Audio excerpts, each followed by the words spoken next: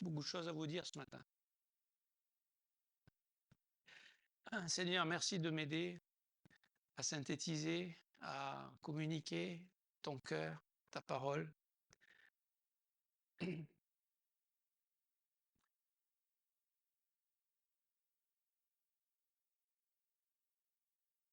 Merci pour ta parole, Seigneur. Ta parole écrite, la parole qui est venue nous visiter dans la personne de Jésus et la parole qui est vivante aujourd'hui dans le corps de Christ, dans le cœur de chacun de ses enfants. Au milieu de ton peuple, merci pour ton peuple, merci pour cette Église, merci pour chaque frère, pour chaque sœur, pour chaque jeune, Seigneur, merci.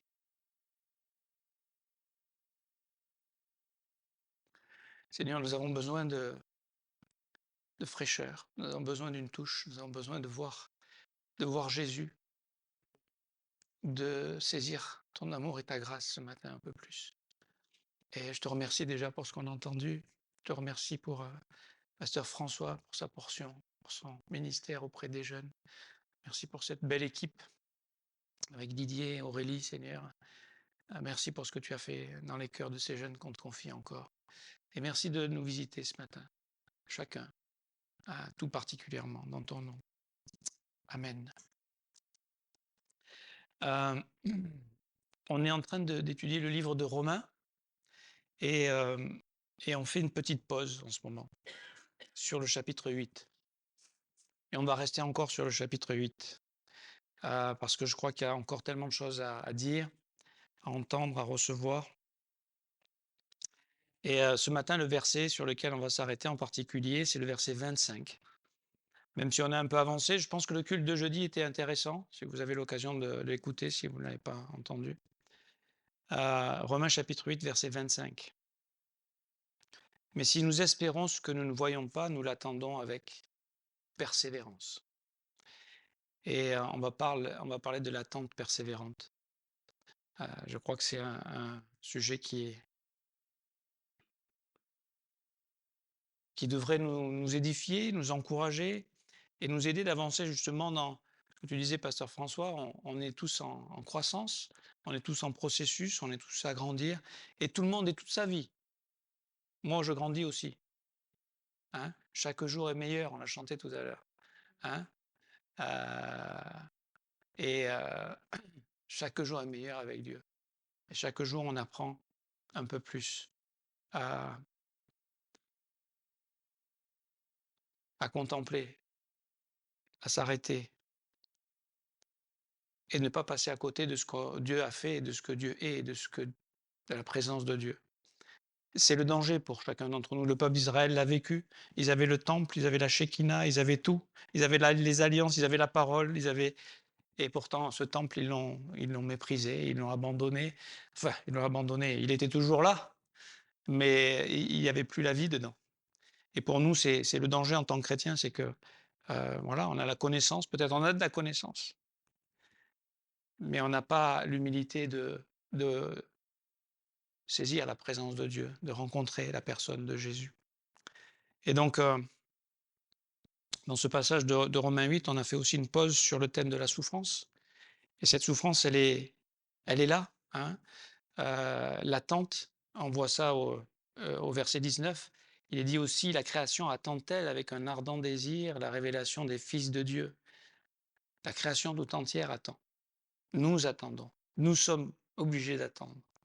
Et je sais pas, mais moi, j'aime pas attendre. D'accord? On s'impatiente tout de suite. En voiture, quand il y en a un qui est trop lent devant nous. J'ai eu le privilège d'apprendre le ski quand j'étais tout petit. Mes parents, c'était les meilleures vacances on a passées en famille. C'était le ski.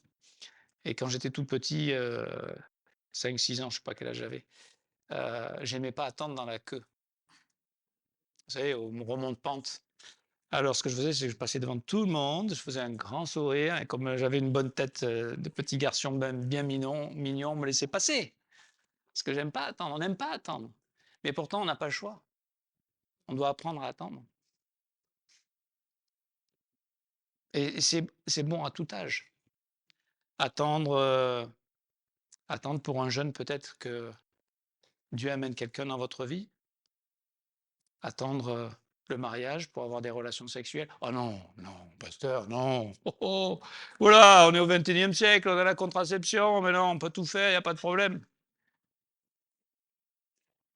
On peut tout faire. Vous pouvez le faire. Mais ce ne sera pas avec la bénédiction de Dieu. Ça ne sera pas avec des fruits qui seront bénis dans le futur. Oui, Dieu rachète, Dieu est un Dieu de grâce. Mais si vous apprenez à attendre, et je ne dis pas que c'est simple, hein, on voit le défi, n'est-ce pas? On comprend le défi.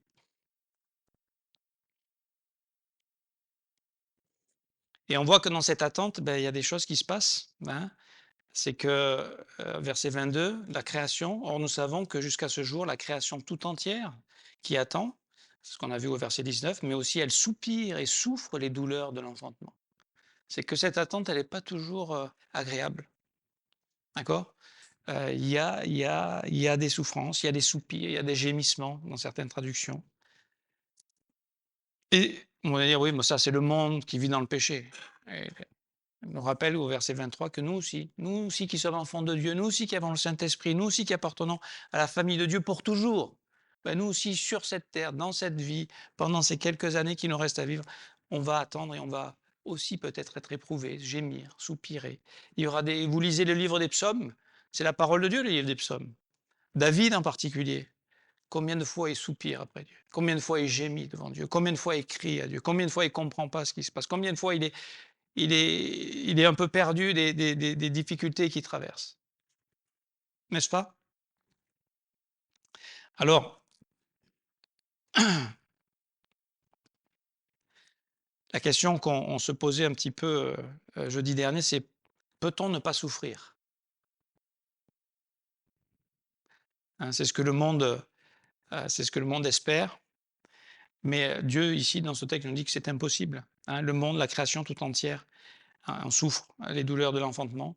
Alors, peut-être, chers amis, chers frères et sœurs, peut-être que Dieu veut nous apprendre à bien souffrir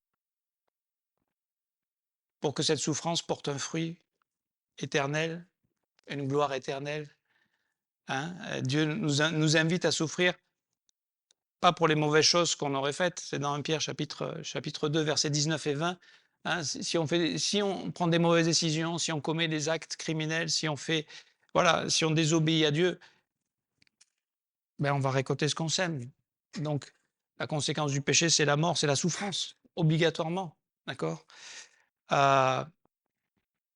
Et c'est pas ce que nous souhaitons. Nous souhaitons marcher avec Dieu. Mais même si on prend les bonnes décisions, qu'on marche avec Dieu, d'abord, on fera tous des erreurs, tôt ou tard, parce qu'on a besoin de grandir dans la grâce et qu'on est des pécheurs et que voilà. Mais bon, là, on a l'intention de marcher avec Dieu, de croire Dieu, d'obéir à Dieu. Et obéir, c'est une souffrance, hein. Obéir, ça veut dire renoncer à ma volonté. C'est prendre sa croix. Hein, Luc 9, 23. Chaque jour, c'est ce que Dieu nous demande de faire, de renoncer à nous pour le suivre lui. Si on renonce pas à nous, on ne le suit pas lui. On suit une idole, on suit un rêve, on suit une fiction directrice. Bon, la fiction directrice, c'est un terme dans la psychologie de Larry Crabb. Hein, c'est ces idées que nous avons dans notre tête qui sont implantées par le monde. Et on sait qui est le prince du monde. C'est le diable. Ce sont des mensonges. Et c'est ces choses-là qui nous font vivre, qui nous motivent dans notre inconscient pour les décisions et les choix que nous prenons, en pensant que si on obtient ces choses-là, on aura le bonheur. On sera heureux, on sera arrivé. C'est tragique. Alors, j'aimerais vous dire dans 1 Pierre 4, 12, ce verset, bien-aimés, ne soyez pas surpris, comme d'une chose étrange qui vous arrive, de la fournaise qui est au milieu de vous, pour vous éprouver. À l'époque, quand Pierre écrit cette épître, il y a des souffrances, il y a des persécutions. Je dirais qu'aujourd'hui, en France, on n'est pas persécuté pour notre foi. Il y a de l'opposition voilà, dans les médias, dans l'atmosphère, mais on n'est pas persécuté parce qu'on est chrétien. Dans certains pays, ils sont persécutés. D'accord? Ils sont rejetés, ils ne trouvent plus de travail, ils sont rejetés par leur famille, et certains sont même tués. Aujourd'hui, hein? Aujourd'hui, en 2026. avec les droits de l'homme, avec toute la connaissance qu'on a, toute la science qu'on a, hein, toutes les idées et les philosophies qu'on a. Ben oui, mais ça n'empêche pas l'homme de faire du mal à l'homme, hein, parce que c'est d'autres hommes qui font ça. Donc, résumé, on peut dire que nous n'aimons ni ne désirons souffrir. Mais malgré tout, on ne pourra pas éviter cette souffrance. Donc, on ne va pas faire comme ce monde qui, par toutes sortes de compensations, s'efforce de fuir, s'efforce d'oublier, hein, et s'enfonce de plus en plus dans la rébellion et l'impiété. C'est le résultat d'un cœur qui s'endurcit, tristement. Nous, on a fait quelque chose d'un peu différent. On a choisi de croire en Christ, dans notre Seigneur, dans notre Sauveur. On lui a confié notre vie. Et quand on lui a donné notre vie, vous savez ce qu'on lui a donné? Je pense que quand on lui a donné notre vie, c'est qu'elle était un peu en mille morceaux. Parce que quand elle n'est pas en mille morceaux, on la garde. Et on essaye d'en jouir, d'en profiter, de s'amuser, d'essayer de faire quelque chose. Mais quand on a le privilège, et c'est la souffrance qui permet ça, d'être en mille morceaux, on lui donne notre vie. Et sans réaliser qu'on lui donne notre vie présente, mais notre passé aussi. Quelle bonne nouvelle. Notre passé est couvert. Notre passé est lavé par le sang de Jésus-Christ. Notre présent, ben, c'est qu'on peut avoir communion avec lui aujourd'hui. On peut être dans sa présence, on peut l'entendre nous parler par sa parole, par les frères et sœurs, par la communion, par le Saint-Esprit. On peut lui parler dans la prière aussi. Et, et on lui a donné notre futur aussi. On lui a donné notre vie entière. Et il tient tout ça dans ses mains. Il tient tout ça dans ses mains. J'aime vous dire que nous, on n'est pas plus forts que les gens du monde, hein. Peut-être nous, on est plus conscients qu'on était en mille morceaux et donc on s'est tourné vers Christ. C'est ça qui fait la différence en réalité. C'est qu'on a eu l'humilité de reconnaître Jésus-Christ, hein. Mais face à la souffrance, nous sommes dépourvus. Nous aussi. D'accord? Et on est tenté de fuir, on est tenté de la combattre, hein, en essayant voilà, on n'est pas d'accord avec le plan de Dieu, avec les voies de Dieu, avec ce que Dieu permet dans nos vies. Et on combat, et on ne connaît pas son caractère. On commence à attaquer son caractère quand on ne comprend pas Dieu. Et c'est-à-dire qu'on va contre la vérité, parce que le caractère de Dieu, c'est qu'il est bon, c'est qu'il est amour, c'est qu'il est patience, c'est qu'il est grâce, c'est qu'il est tout ça, on va le voir. Hein.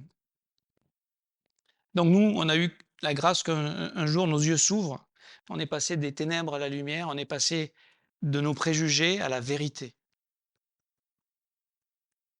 On a perçu le cœur de notre Seigneur. Et en percevant le cœur du Seigneur, on a plié le genou devant ses perfections, devant son amour, devant la majesté de sa personne. Et j'aimerais vous dire qu'aujourd'hui, on ne comprend pas encore toujours ses voies et ses plans. Hein, Ésaïe 55, versets 8 et 9, ses pensées, ses voies nous dépassent souvent, bien souvent. Pourquoi il permet la souffrance? Pourquoi il permet l'épreuve? Pourquoi il permet qu'on lui désobéisse? Et des fois, il dit rien. Et il laisse. C'est une bonne question, hein?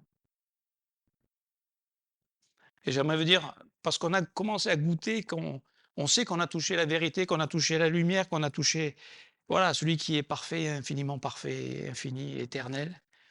Eh bien, on sait qu'on a encore tout à découvrir. Alors, on en connaît un peu, mais je veux dire, c'est pas dire, ah c'est bon, j'ai connu Dieu maintenant.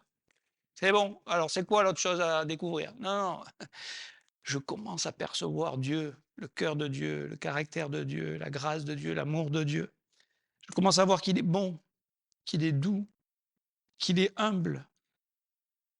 Un mot qui est aujourd'hui souvent méprisé. Il est gentil. Il est gentil.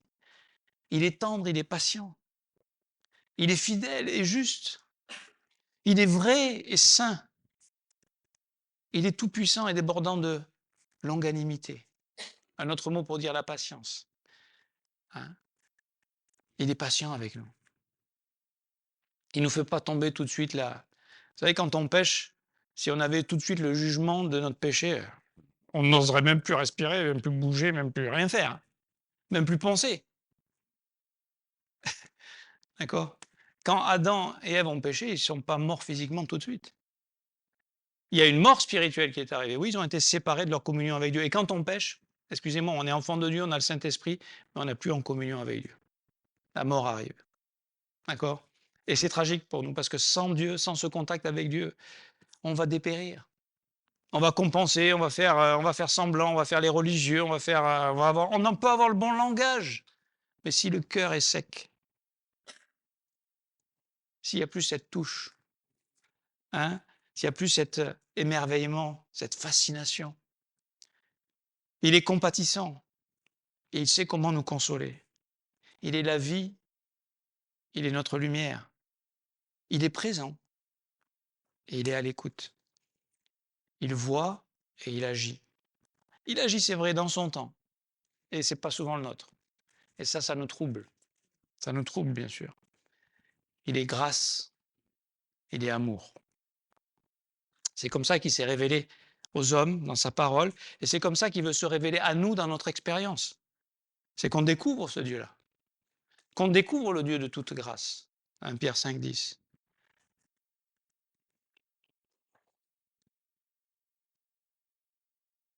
Et en fait, on va grandir dans notre connaissance, dans la découverte de tous ses attributs, de toutes ses perfections, pour être de plus en plus ébloui. Vous savez ce qu'il fait, Dieu? Il fait notre joie. Notre joie en tant que chrétien, bien sûr que quand les circonstances sont favorables, c'est plus facile d'être joyeux. Mais notre joie vient de notre communion d'abord. Pas simplement parce que tout va bien. Notre joie vient d'abord de notre communion et notre paix aussi. La paix que Dieu donne qui surpasse toute intelligence dans Philippiens 4. Au milieu des épreuves, quand tu es au milieu de la tempête, il y a la souffrance, il y a de l'incompréhension, mais il y a la présence et la paix de Dieu. Ça, c'est une expérience que nous devons tous découvrir, apprendre. Parce que c'est la provision pour faire face à la souffrance. C'est le moyen pour pouvoir bien souffrir, entre guillemets, bien souffrir. Hein? Quand on souffre mal, c'est plutôt qu'on se rebelle vis-à-vis de Dieu, qu'on s'éloigne de Dieu, qu'on critique Dieu, qu'on juge Dieu, qu'on rejette Dieu. Dans notre souffrance, on est prêt souvent, voilà, on est des êtres humains, on fait ça facilement. Mais quand on souffre, Dieu veut nous encourager à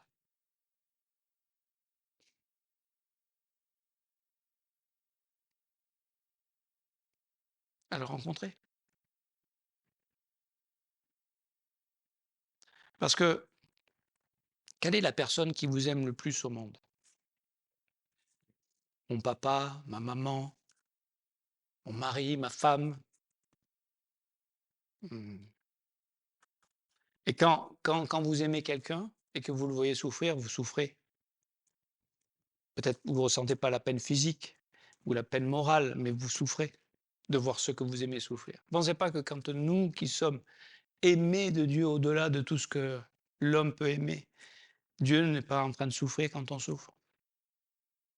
Dieu, et le fait qu'il soit venu, qu'il soit incarné, qu'il soit mort sur une croix, je veux dire, la souffrance, il sait ce que c'est. Et c'est pas d'en haut, il imagine ce que pourrait être la souffrance. Non, il est un homme. Je veux dire, il a subi toutes les souffrances. Donc il peut s'identifier à chacun d'entre nous, à toutes nos injustices, à toutes nos épreuves, à toutes nos souffrances. Et étonnamment, il,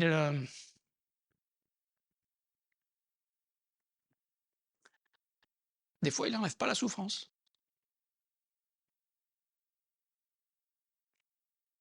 Je vais vous lire le psaume 13 qui m'a béni ce matin. Au chef des chantres, psaume de David. On aimerait tous avoir la foi de David. Bon, on n'aimerait pas trop faire les bêtises qu'il a faites. Mais on aimerait avoir la foi de David, psaume de David. Jusqu'à quand, Éternel, m'oublieras-tu sans cesse? On parle d'un homme selon le cœur de Dieu, là. On parle du roi d'Israël, on parle du vainqueur de Goliath, on parle du berger qui a conduit le peuple d'Israël avec des mains intelligentes. Jusqu'à quand me cacheras-tu ta face? Ça, c'est la réalité, soyons honnêtes. On souffre, n'est-ce pas? On souffre de... quand quand on perd de vue que Dieu est là. Et dans notre humanité, ça nous arrive. Les émotions, on ne comprend pas, on est perdu, nos raisonnements, on est dans le, hein, on est dans cet état. Jusqu'à quand aurais-je des soucis dans mon âme? Je veux dire, et j'aimerais vous dire, vous êtes, je suis, nous sommes des pécheurs, nous aurons des soucis dans notre âme tant que nous sommes sur cette terre. Je veux dire, ne vous inquiétez pas de ça, c'est obligé. Hein? Jusqu'à quand aurais-je des soucis dans mon âme et chaque jour des chagrins dans mon cœur? J'ai dit au pétard, le roi David, pas gai sa vie. Oui, mais c'est la vie du chrétien, du croyant. Ça nous arrive d'avoir ces moments-là aussi. Il ne faut pas se dire: «Ah non, non, mais Dieu m'a abandonné, Dieu n'est pas content avec moi, Dieu m'a rejeté, je ne suis plus enfant de Dieu». Non, ce n'est pas la vérité, c'est juste qu'on là, il y a un passage. Là, on est en train de s'identifier aux souffrances de Christ. On est en train de communier avec les souffrances de Christ. Et c'est là qu'on le rencontre. Et c'est pour ça qu'il ne faut pas abandonner. C'est pour ça qu'il ne faut pas, dans cette attente du temps, de la situation, des circonstances, il faut persévérer. Il ne faut pas abandonner. Persévérer, c'est le mot hypomoné. Ça veut dire de rester, de demeurer dans la situation. Ne fuyons pas. Attendons. Dieu, d'une façon ou d'une autre, va intervenir. C'est pas moi, je vais arranger la chose, quelqu'un de l'extérieur va arranger. Non, Dieu va intervenir. Et une fois que Dieu est intervenu, tu sais que Dieu est digne que tu attendes et que tu persévères. Parce que des fois, ce temps n'est pas toujours, il est élastique pour nous, hein, il paraît trop long. Mais quand il intervient, tu n'es plus le même. Et je vais continuer à lire. Il dit, et chaque jour des chagrins dans mon cœur, jusqu'à quand mon ennemi s'élèvera-t-il contre moi? Alors là, en plus, il y a de l'opposition, de la persécution. Et c'est son ennemi qui était des fois son ami avant, hein, qui l'a trahi et qui maintenant s'oppose. On voit ça dans d'autres psaumes. Regarde, répands-moi, Éternel, mon Dieu, donne à mes yeux la clarté, afin que je ne m'endorme pas du sommeil de la mort. Là, voilà, il pense qu'il va mourir. Comme Paul je ne sais plus qui était avec lui, si c'était Silas, dans 2 Corinthiens chapitre 1, où ils avaient même désespéré de garder la vie, parce qu'il y avait une telle opposition, une telle persécution, qu'ils pensaient qu'ils allaient perdre la vie. Mais Dieu, on ne sait pas comment, et c'est ça qui est extraordinaire, c'est qu'on ne sait pas comment il va le faire. On sait juste qu'il va le faire. On ne sait pas quand il va le faire, mais il va le faire. Et il l'a fait. Il l'a fait dans la vie de Paul, il l'a fait dans la vie de David. Verset 5, « Afin que mon ennemi ne dise pas, je l'ai vaincu, et que mes adversaires ne se réjouissent pas si je chancelle. » Et là, tu te dis, le gars, voilà, il est désespéré. Hein, il pense qu'il a perdu, il pense que sa vie, c'est l'ennemi qui gagne, c'est le diable, c'est ses mensonges qui gagnent, et la vérité, celui qui marche dans l'intégrité, dans la justice, dans la vérité, dans la voie de Dieu, bah lui, bah voilà, il va périr. Et regardez comment se termine ce psaume. Et c'est ça qui me plaît. Verset 6. Moi, j'ai confiance en ta bonté. Je veux dire, il n'a rien, plus rien d'autre en lui, autour de lui. Il ne reste plus que Dieu. Et David va rencontrer Dieu. Parce qu'il fait juste, il attend avec persévérance. Je ne suis plus mes notes là, je suis parti.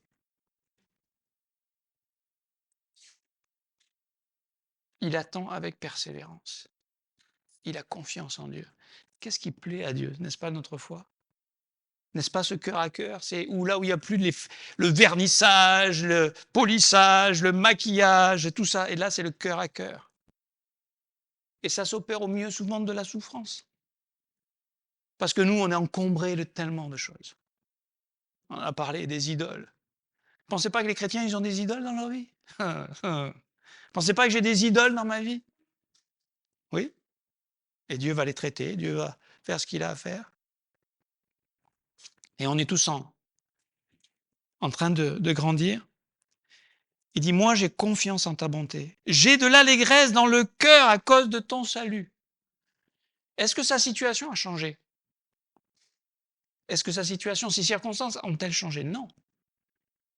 Mais lui, au lieu d'être fixé sur le problème, sur la souffrance, sur lui, sur son état, sur ses raisonnements, sur ses provisions, maintenant il change et regarde à la bonté de Dieu.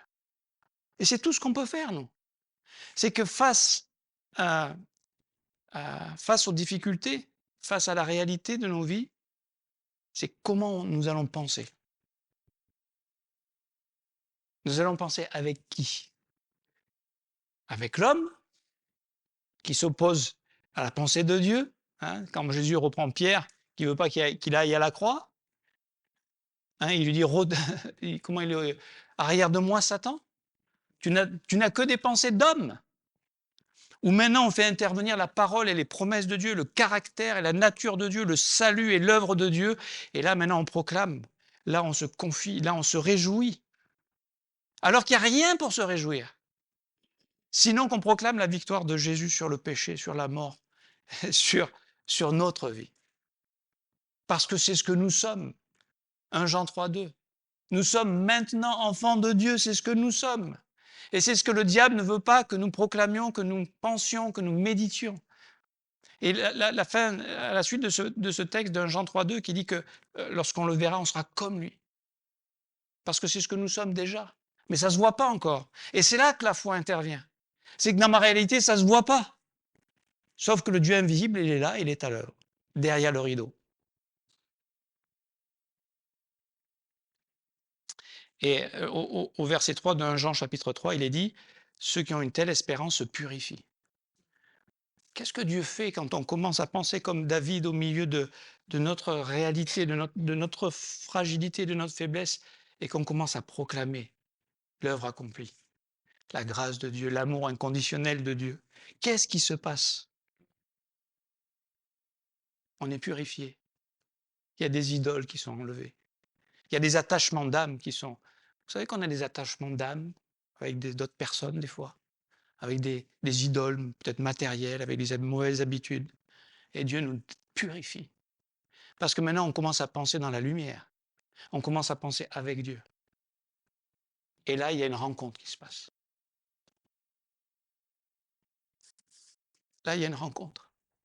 Et quand le Saint-Esprit, un peu plus loin dans le passage, il soupire, vous savez que lui aussi, il soupire, le Saint-Esprit. Lui aussi, il gémit avec nous. Quand on est perdu, quand on ne sait plus comment prier. On n'est jamais abandonné. Quand on est perdu, Dieu a toujours une provision, n'est-ce pas? Et je finis le verset 6. Je chante à l'Éternel car il m'a fait du bien. Il prend conscience du bien qu'il a déjà reçu. Et il peut chanter alors que peut-être rien n'a changé. Mais c'est lui qui a changé de perspective, c'est lui qui a changé, c'est lui qui prend conscience de que Dieu est là. Alors, on n'a pas le temps de développer peut-être la prochaine fois, mais ce qui nous permet d'attendre, parce que attendre et persévérer, ce n'est pas dans nos qualités naturelles humaines.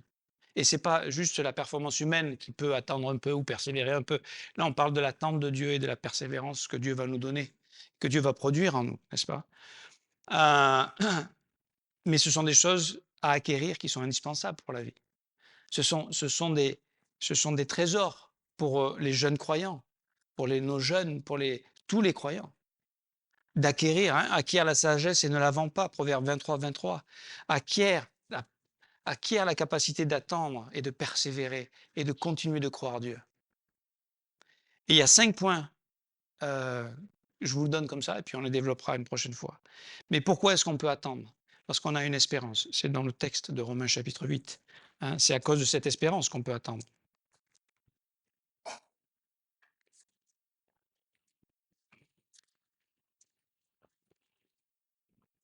Donc, 1, l'espérance. 2, la présence. Le Saint-Esprit qui est en nous. Nous sommes le temple du Saint-Esprit. C'est Romains chapitre 8. Tout ça, ça vient de Romains chapitre 8. D'accord? L'hôte que nous avons là, Dieu en nous, l'espérance de la gloire, le Saint-Esprit, l'Esprit de Jésus, le Saint-Esprit en nous, la présence de Dieu, la communion, l'intimité. Ensuite, 3, c'est que pendant ces étapes-là, où on est un peu perdu et on souffre, Dieu fait une œuvre de grâce, une purification, une transformation. Ensuite, Ça, c'est aussi dans Romains chapitre 8. C'est le quatrième point, c'est qu'on a une sécurité. Une sécurité dans notre position. Nous sommes en Jésus-Christ. C'est accompli. C'est une position. Peu importe ce qui arrive dans notre vie, on est en Jésus-Christ. Et rien ni personne ne pourra, c'est la fin de Romains 8, ne pourra nous séparer de l'amour de Dieu. Impossible. Donc cette position, qui est en fait une bénédiction, cette sécurité que nous avons, cette assurance que nous avons, ça nous permet de patienter. Ça nous permet d'attendre. Ça nous permet de croire, hein, de croire en notre Dieu. Et enfin, cinquième point, c'est qu'on a le privilège de la prière, de l'intercession. Non seulement du Saint-Esprit qui intercède pour nous, versets 27 et 28, mais aussi de Jésus qui intercède pour nous un peu plus loin. Et même nous qui apprenons à intercéder et à prier et à rencontrer Dieu. Parce qu'on apprend, comme David l'a fait, dans l'épreuve, à se parler avec les promesses de Dieu, sans remettre en question son caractère, sans remettre en question sa nature profonde, hein, son amour, sa fidélité, sa justice, sa sainteté, c'est parfait. On croit tout ça. Et on accepte de souffrir pour un peu de temps. Parce qu'on croit dans 1 Pierre 5, 10, et je terminerai avec ce verset.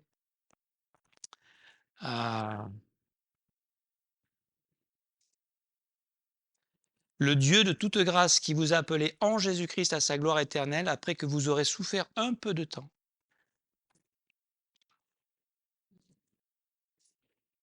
C'est la Bible. C'est pas moi qui le dis, c'est Dieu qui nous le dit. Un peu de temps. Et le peu, c'est le mot oligo, qui a donné oligo-élément. C'est tout petit peu, en fait. Nous, on pense que c'est... Non, c'est un peu de temps. Oui, on va souffrir. C'est comme ça. D'accord? Et ceux qui pensent que dans le monde, on peut éviter la souffrance, ne vous y trompez pas. 1 Pierre 5, 9, le monde a les mêmes souffrances. Eux, seulement eux, ils ont la drogue, la fuite, les machins, tout ce que vous voulez. Ils compensent. Nous, vous savez pas, on ne va pas compenser. Alors des fois, si on compense un peu, on est tous des êtres humains, mais ce qu'on a besoin, c'est de rencontrer Dieu là.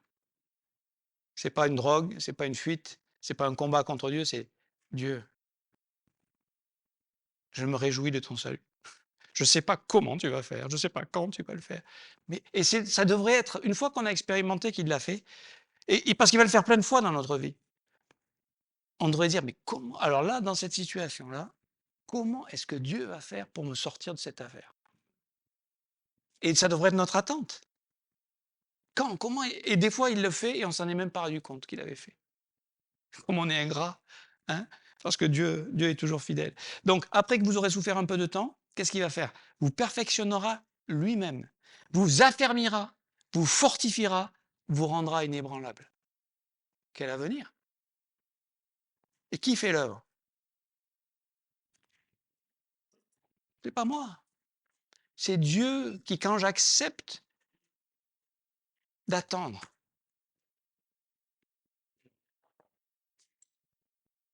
je pense à nos jeunes, à nos moins jeunes aussi, à tout le monde. On n'aime pas attendre. On veut trouver une solution, on veut résoudre le problème, on veut. Des fois, il faut juste attendre et laisser Dieu faire la chose. C'est mieux quand c'est Dieu qui l'a fait que si c'est nous qui la faisons. C'est pas pour nous déresponsabiliser de ce que nous avons à faire. D'accord? Donc, on s'arrête là pour ce matin et retenez ce verset de Romains chapitre 8 et verset 25. Non, pardon. Oui.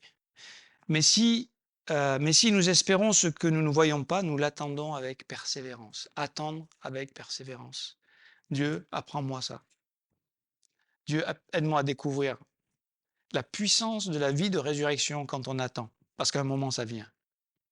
Mais il faut que la mort passe avant. Et ça, on n'aime pas. Donc, Seigneur, merci pour cette patience que tu as envers chacun d'entre nous et pour ta présence qui nous accompagne chaque jour, chaque instant et avec laquelle souvent nous sommes familiers et nous ne réalisons pas qui est avec nous, qui est là, qui est prêt à nous secourir, à nous parler, à nous visiter.